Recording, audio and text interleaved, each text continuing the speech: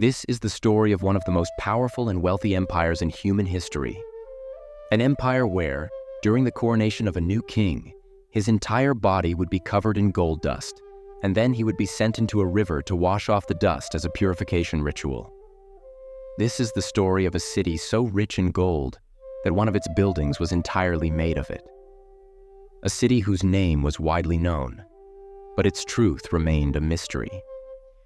Today, we are going to reveal the secret of this city, and the name of that city is El Dorado.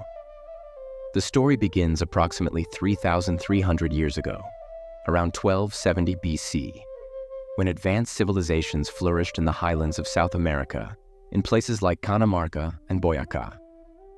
These tribes are known today as the Muisca. You may not have heard of them, but archaeological expeditions have revealed evidence showing that, in terms of advancement, these tribes were on par with the Mayan and Aztec civilizations. It's quite strange that while we know so much about the advanced civilizations of the Mayans and Aztecs, many people remained unaware of the existence of the Muisca civilization for centuries. It's as if they kept themselves hidden from the world. This very fact makes them more mysterious than any other known civilization. Even today, we only know about 10% of their history. The existence of the Muisca tribe came to light for the first time in 1537 when Spanish conquerors, in search of the mythical city of El Dorado, reached the Andes Mountains in Colombia. They had heard stories of a river where the people of the lost city of gold would throw their gold. In 1545, when they arrived at Lake Guatavita, they began to empty the water from the lake bucket by bucket. After 3 months, they found so much gold in the lake that its value today would be over $8 million. This discovery was enough to prove that the stories of the Golden City were not mere myths. If these people could throw away so much gold as if it were worthless, how much gold could they actually possess? This sparked the beginning of the quest for El Dorado, a Spanish term that literally means the Golden One. The stories of El Dorado had been circulating long before this discovery. But in 1535, the myth grew even larger when Gonzalo Fernández de Oviedo included a statement in his description of the city. In his book Historia General y Natural de las Indias, he claimed that during ceremonies, the rulers would walk covered in gold. Gonzalo even said that for the people of that place, wearing gold was so common that it was considered vulgar for the chief. Although Gonzalo's claims were never proven, the Spanish rulers began to take these stories more seriously. In 1531, after the Spanish conqueror Francisco Pizarro defeated the Inca Empire in Peru, the Spaniards realized that the stories they had heard might not just be rumors. Inspired by this, German explorers Nicholas Federmann and Georg von Speyer explored various regions between 1531 and 1538 in search of El Dorado, but they found nothing. In 1541, Philip von Hutten led a group of 1,500 men in another attempt to find El Dorado, but only 40 survived due to hunger and disease. When they finally returned in 1546, they were sentenced to death. That same year, Gonzalo Pizarro, Francisco's younger brother, also set out with 220 soldiers and 4,000 natives, but had to abandon the search due to the same hardships. In the 16th and 17th centuries, Sir Walter Raleigh made 2 attempts to find the city but failed both times.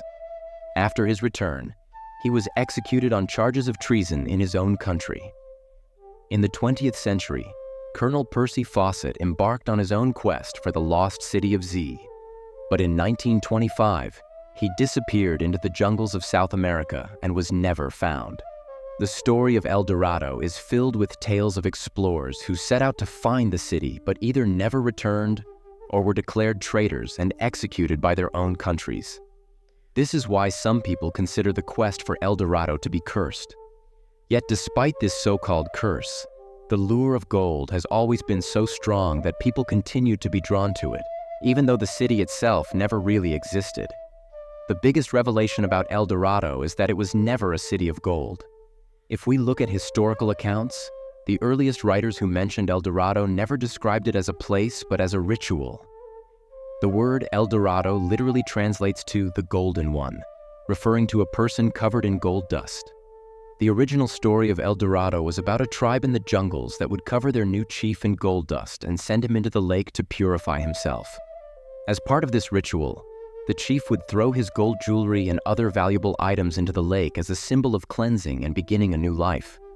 This concept fascinated Europeans, as they had never imagined that the tribes of South America could be so rich in gold. Writers like Gonzalo Fernandez exaggerated these stories, and when Lake Guatavita was discovered, along with its hidden treasures, the world began to believe that the legend of the lost city of gold was true. People misinterpreted the phrase "the Golden One" to mean an entire city made of gold, rather than an individual covered in gold dust. As a result, many people, even today, wander through the jungles of South America searching for a city that never existed. Unfortunately, the legend of El Dorado has been twisted and exaggerated over time, leading to widespread misconceptions about its true nature. So, what do you think? Do you believe El Dorado was a real place? Or was it just a story that got blown out of proportion over time? Let me know your thoughts in the comments below. I hope you learned something new from this video. If you enjoyed it, don't forget to like and share it with your friends and family. And if you're new to the channel and want to watch more interesting videos like this, make sure to subscribe and turn on notifications.